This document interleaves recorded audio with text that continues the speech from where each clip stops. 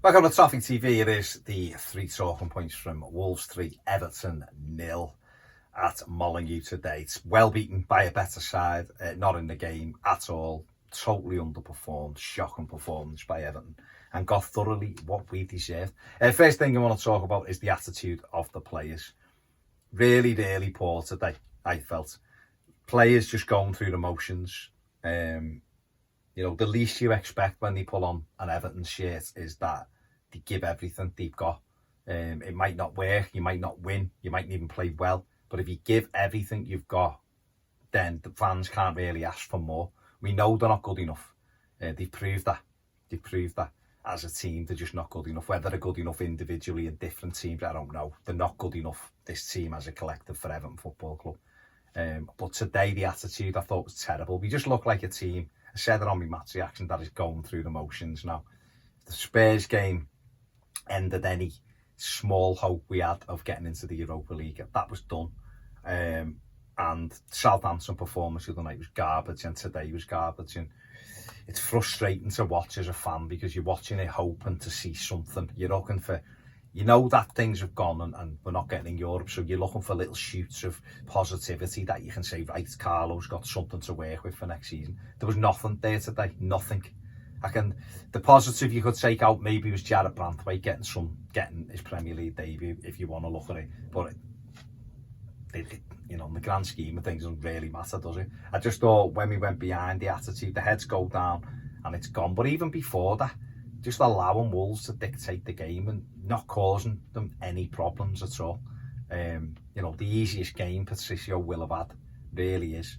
And it's shocking. For a team that's had a lot of money spent on it, it's shocking. Really is. Just a poor attitude. Players come on and don't even kind of want to prove a point. It doesn't seem that they even want to prove a point. Moise Keane if he's touched the ball 3 times, then I've missed 2 of them. Iwobi come on and didn't really do anything. Bernard didn't really, a couple of nice touches until it got to where he needed to have his important touches, and he weren't there. So I just think the attitude's poor, really poor of the players. I know a lot of people have picked up on Pickford laughing when he stopped that one rolling over the line at 2-0. I think it runs through the team. Second thing I want to talk about is those wide players. We just don't have anything. I can't get my head around this. I went through it all on, I don't know whether it was Thursday night when I was tossing and turning in bed, and I couldn't go to sleep. I haven't just watched Southampton performance. Of all the money we'd spent since 2016, and we've just wasted a ridiculous amount of money. I think the net spend might be 200 million or something. It's atrocious for what we're seeing on the pitch. There's no shit. There's not players who can just turn things on and dominate, which is incredible considering how much money you spent. But in the wide areas where you need players to affect the game, there's nothing. They're all the same. They all want to come inside. They get a run on someone, they want to check back and play it inside to somebody else. Bernard, Iwobi, Walcott. Walcott's Walcott, isn't he? He'll run up and down for you, but you don't expect an end product off him anymore because he's 31 and he's not done it.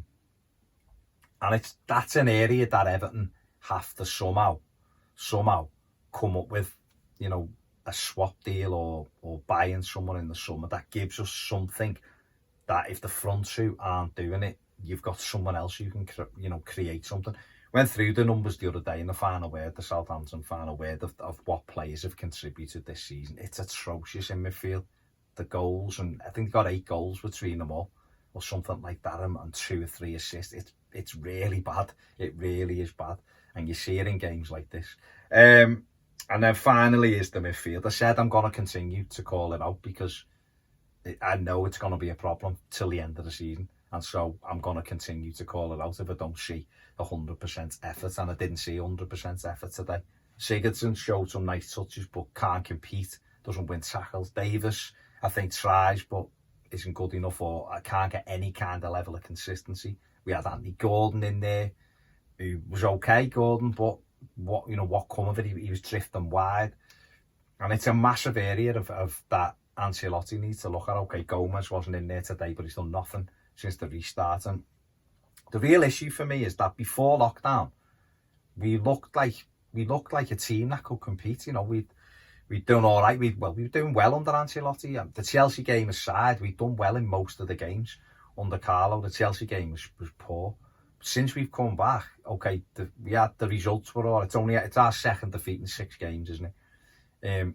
But there's been no shape, no pattern of play, no nothing, and that's a worry when you look at it. And the midfield is such a key area in the Premier League. You need power and pace. Look at the Donker for them.